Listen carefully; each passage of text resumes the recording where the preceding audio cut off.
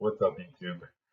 Today we're actually looking at the Little Holiday Cup, and I wanted to re-look at this cup just to kind of shake things up away from the Great League because um, it's kind of like we're playing a lot of Great League, and we've got a Color Cup coming up soon next week, which is just another form of the Great League. So I wanted to shake things up, and I decided that I would try a theme team with all three Pokemon in the Jigglypuff family. So we've got Igglybuff, Jigglypuff, and Wigglytuff.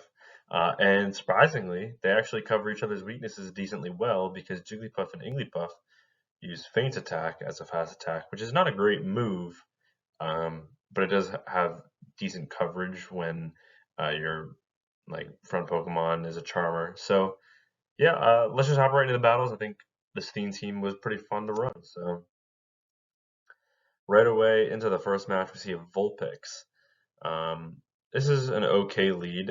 We might try and see if we can bait something out. They're not half fairy in the first form here, so we Feint attacks are neutral, and we can take a move. Uh, and you'll notice that Jigglypuff and Igglybuff actually have some pretty decent bulk. There's not many Pokemon in this cup format that have the HP stats that these two Pokemon have. Um, and obviously Wigglytuff, I think it was like rank 6, so also a really good Pokemon. I get one turn ring in there, I should get a charm through. I think you'll see that maybe 9 out of 10 times in these matches. It's absolutely insane right now. And then I go for the Feint Attack, farm down on a Cottony to get a little bit of an energy advantage. And then they come in with Ducklets. That's actually huge that I got that energy advantage. And it's starting to look like I might be able to make it to 2 wild charges. So I go for the wild charge pretty much right away in case they decide to call the bait. And they do call the bait. And at this point, they're going to have to throw or else they're going to get taken out by a Swift. I believe they do have a shield remaining, so they're going to use it here. And they actually get the full Powder Snow farm down, but I should get my charm through as I come in. And I chose not to throw my move there because I was worried they were at the back-to-back moves, and I wasn't sure who won CMP. So I actually just went for the charm, shielded it up, and we were able to take the first win. Corsola. So this is obviously a great match. We're going to stay in, and then they come in with a Mora. So we're just going to stay in against the Amora because they're probably only going to make it to one move. I will shield this up probably, yep. And then fully charm down because actually our back two Pokemon have even better play against the Corsola, hitting super effective with the Feint attacks and double resisting all the ghost moves. So what are they going to, they then come in with a Marowak, and I kind of panic. I just throw a Swift. But this actually works out because there's no way they're going to shield that, and then I can come in and Feint attack. And these super effective Feint attacks are actually doing a lot of really decent damage, and I think I can probably even get the full farm down because they let that Swift through. So maybe it actually was a good play. And now they have got the Crystal in the back. There's no point in baiting here because I've got a whole other Pokemon in the back. And I'm able to make even another Disarming Voice, which is great here. And this will take out if they don't shield. They finally start using their shields and they throw right away. Power Gem will knock us out here, but oh, they have Rock Blast. And they can't even Astonish farm us down before we Feint Attack farm them down. So yeah, there's actually just a bulk difference between Jigglypuff and Corsola in the Little Cup. So Sandslash on the lead. This is obviously not a good lead, so we're going to come in with Jigglypuff. They are Shadow, so yeah, I mean, I'm going to respect this damage. It's still going to hurt. It wouldn't take out, but it would hurt. And then they come in with Ducklet, so this is one of the instances where we wish we had switched into the Igglybuff. But I typically used Jigglypuff as the safe swap. But they do let that go, and then they let me get to another move here. So Disarming Voice into the Swift. This will be enough to take out, so they're going to have to shield this or completely sacrifice the Ducklet, which they do, which is actually huge for us. Because now they throw right away when they get to the Body Slam. So I'll come in with Wiggly and then have alignment that I need.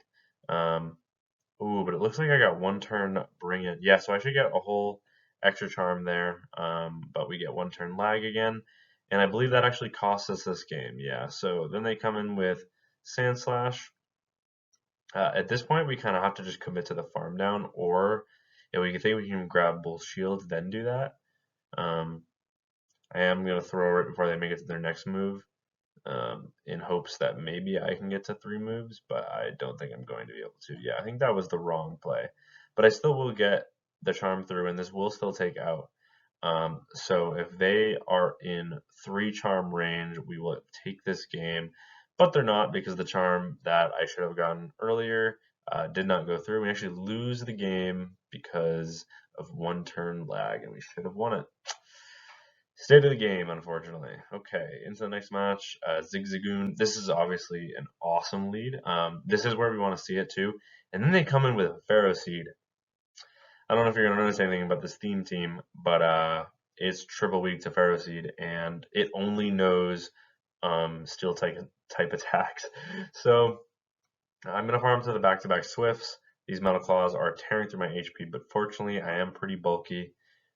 So it's taking a while for them to farm down. I do elect a double shield, thinking I can probably get to 2 more Swifts. So even if they do shield this up, I will be able to get some chip and then probably farm them down. And we do, so we get to both Swifts. Grab the last shield. This will do some decent chip. It probably won't take them out. First Seed's got some decent bulk. And then what are we going to come in with? We're going to come in with Jigglypuff. This is a super effective move, so this is going to hurt. It might even one-shot. I don't remember getting one-shot. Yeah, actually, so that does some decent damage, but it doesn't one-shot. And then we snipe with the Jiggly. I mean, with the Wiggly. Oh, geez, this is getting real confusing. And we're able to outpace the Ducklet because we sniped. That was the only reason we were able to outpace. And actually, it looks like they wouldn't have gotten a move because they did survive that move. And then the Zigzagoon in the back, they're going to have to throw, or else we're going to get to the Swift, and these charms are adding up. So now it's just a race to the move. We had 1 residual energy. So because of that 1 residual energy, we are able to get off the Swift. And is this enough to take out from this range? It is, and we're able to take that win. Okay, into the next match, we've got a Ducklet on the lead. So this is an okay lead, it's pretty neutral, but they actually switch out into Sandslash. And you see me not getting out originally just because I was like, holy shit, these charms are doing a lot of damage. But then I end up catching on the Jigglypuff, and it does look like my fan attacks are doing a little bit more damage than their Powder Snows. But yeah, we get them into the red first, and we get the full farm down, and we come out with energy loaded, so that's huge. Only going to get to 1 move here, so throw that Disarming Voice. We do grab the shield back, so that's huge. We can come back in with the Wiggly. The shields aren't down, and they have an energy advantage, so there's not really any point in becoming IGGLY there, even though we do have super effective Wild Charge. But now that they've debuffed us, we're going to come in with the IGGLY. We are able to outpace. Brave Bird will KO, but it does force them to either switch out or lower their defense and get charmed down. So even if they full send the Brave Bird here and knock us out, I think we'll be in an okay position. That does KO, and then it's a Joltik in the back. So we're going to throw 3 in the move. That should not be CMP. That should be 1 turn before they make it to the cross poison, but we got 1 turn lag. And then we are still able to get 2 more charms to the next Swift and take them out. So Wiggly kind of putting the team on its back in that match. But into the next match, Golett.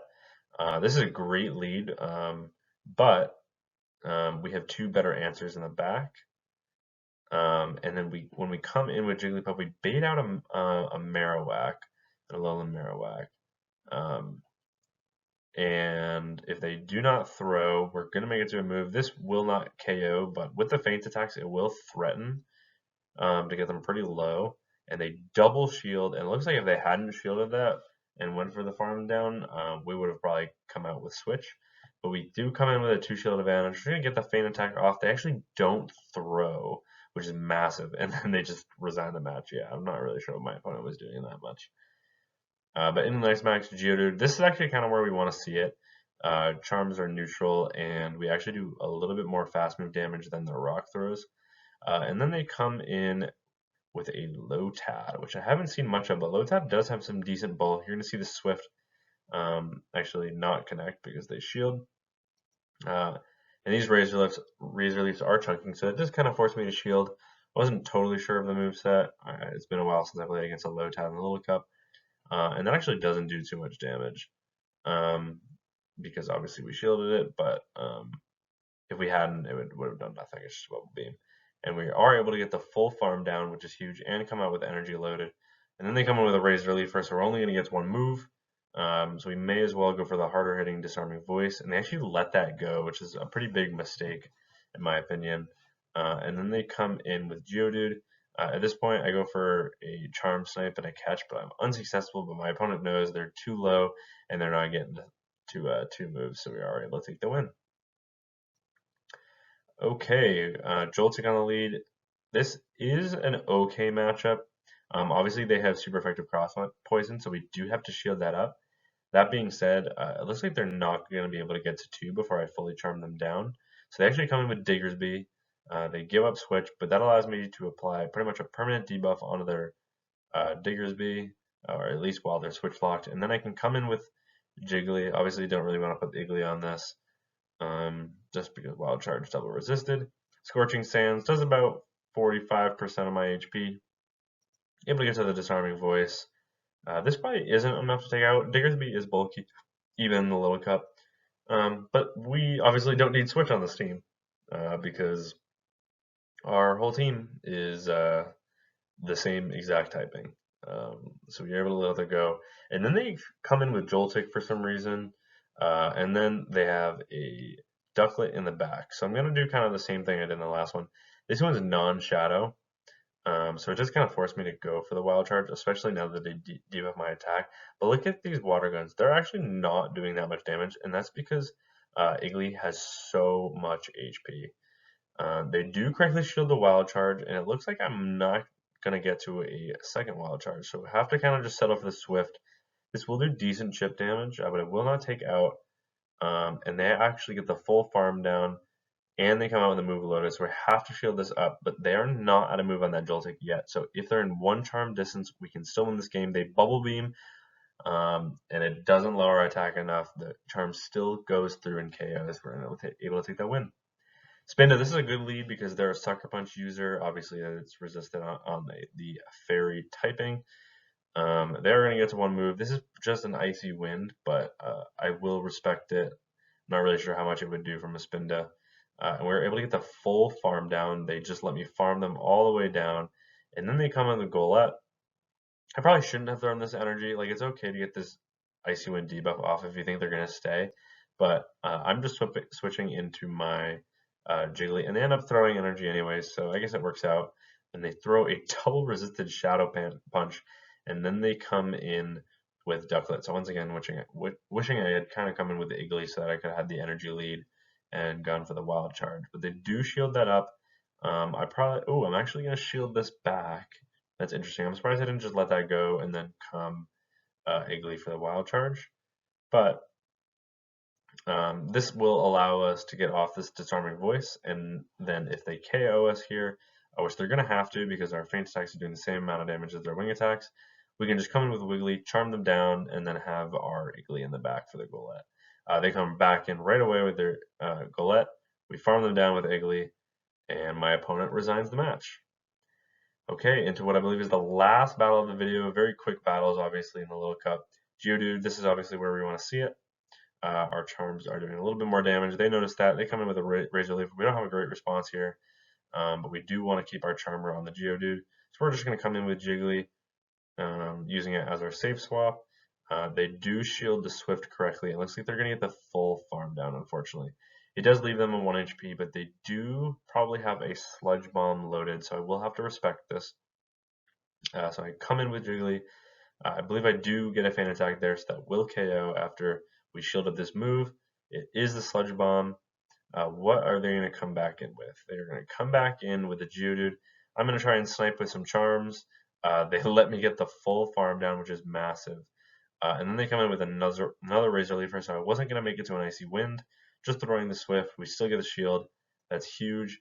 Wild Charge is resisted here, but it probably still does more damage than the Swift, so I wouldn't be surprised if I farm let myself get as low as possible, go for the wild charge at the last second. Is this enough to KO? It is resisted, and it is, and we're able to take that last win. But yeah, this was the theme team. I honestly had a lot of fun running this team. It wasn't that great, to be completely honest. I think I did go probably positive with the team, but it was way more expensive than it was worth, I guess. Basically, Igglybuff is an XL Pokemon. Jigglypuff is nearly um, an XL Pokemon, but with really good IVs, it still doesn't need to be. And then Wiggly obviously isn't, but this is just one I had lying around that was somehow under 500 CP, which I might eventually power up and best buddy for the Ultra League at some point because it's almost a hundo. And I think that could be a fun spice pick. But um, yeah, I hope you guys enjoyed the Iggly line. Jung, obviously, the little holiday is coming to a close. Hopefully, I didn't call it Jungle Cup in this video. I kept thinking it was Jungle Cup. It's Little Holiday.